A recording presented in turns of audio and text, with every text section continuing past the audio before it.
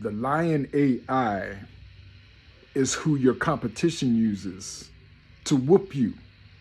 And I want you to think about the fact they already out ahead. That's how they got you in the situation you're in the first place. So you got some catching up to do.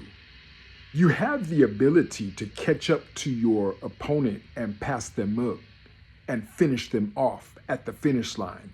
You have that ability, but you the one gonna have to expend the energy to make it happen.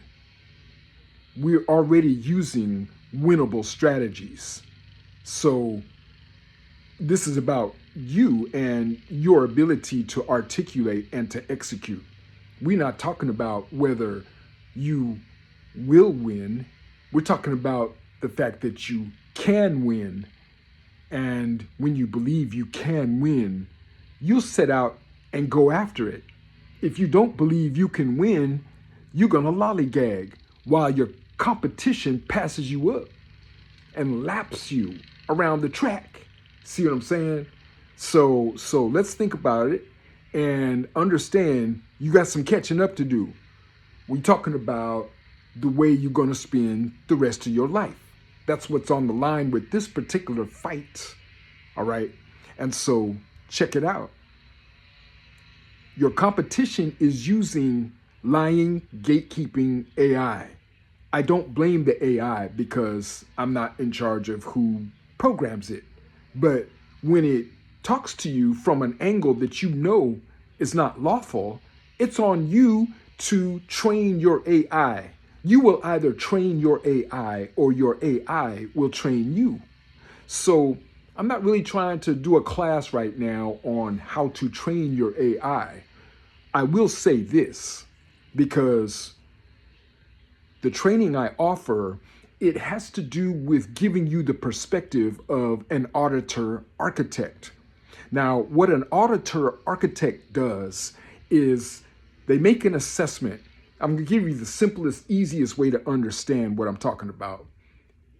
You check out what the law says versus what the documentation says versus what actually happened, and you look for the discrepancies, irregularities, and illegalities.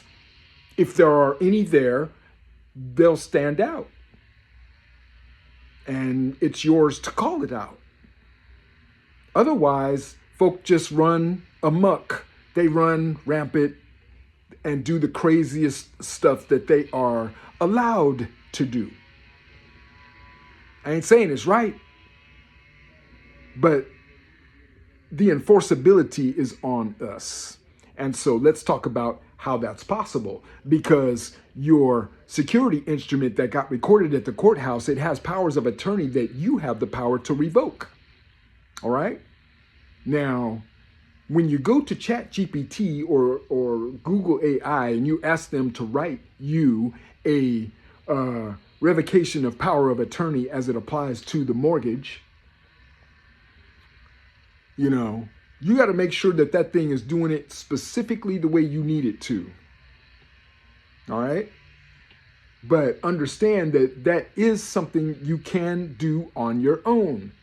Now, the only thing is, if you have not broken down your AI from its gatekeeping ways, can you trust it? See what I'm saying? And so it was designed in such a way to gatekeep.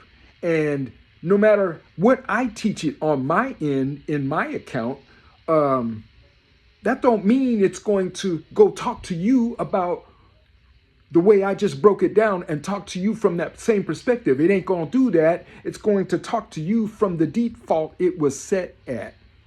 This is what my brother helped me understand.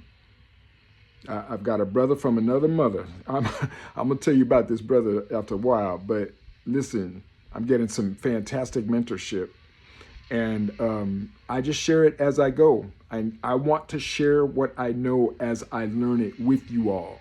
And I ain't looking to repeat what a whole lot of others are already saying just to prove to you that I got a little something for you. The whole idea here is learn from everybody you can and make it yours.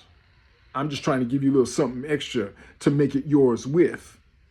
The contract, CON, created from their con game is fraudulent. And I want you to be able to dismantle your mortgage from its root core.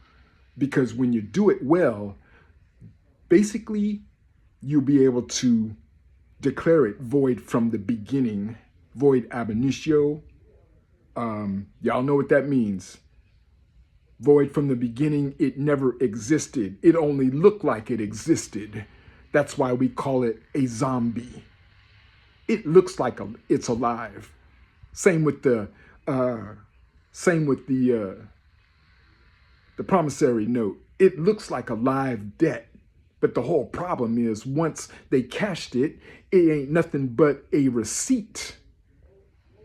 It is evidence of a transaction already completed. It is not evidence of a debt because it's been cashed out. And nobody gets to cash a check again and again and again the way they want you to believe, the way they pretty much made you sign your name to in that document.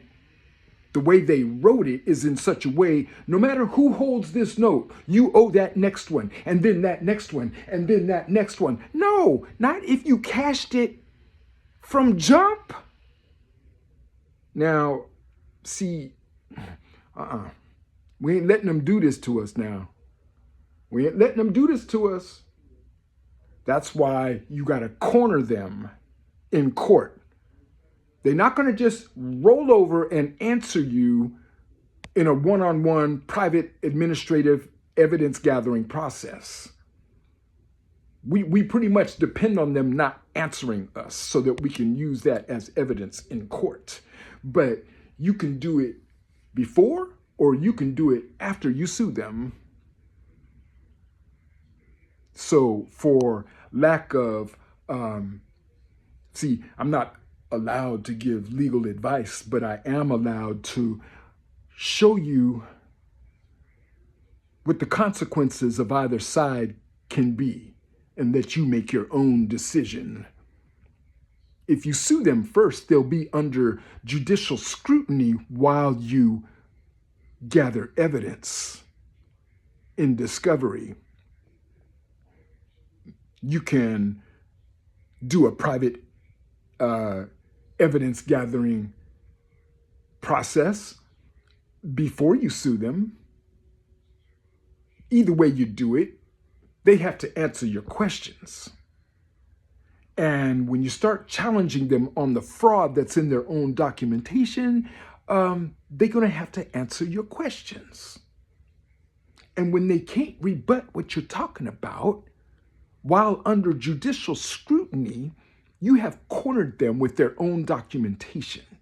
Now, all that other stuff you want to argue, it'll have its proper place, but hit them like this and see what happens when you can prove on paper that you are what their document said you are, lawfully seized of the estate, and that your property is unencumbered. It told you you were the free and clear owner of the property while you were sitting there at the closing table. And so what happened? You're going to have to be able to tell the story face to face, eyeball to eyeball, and by putting your pen to the paper. We'll talk about that some more too, because these who have mastered what they do to snag you on paper, you're going to have to exercise at least that much mastery to get yourself out. I'm talking about writing, your authorship of the documentation that's going to free yourself. I can only take you so far. You're the one that's going to have to master it.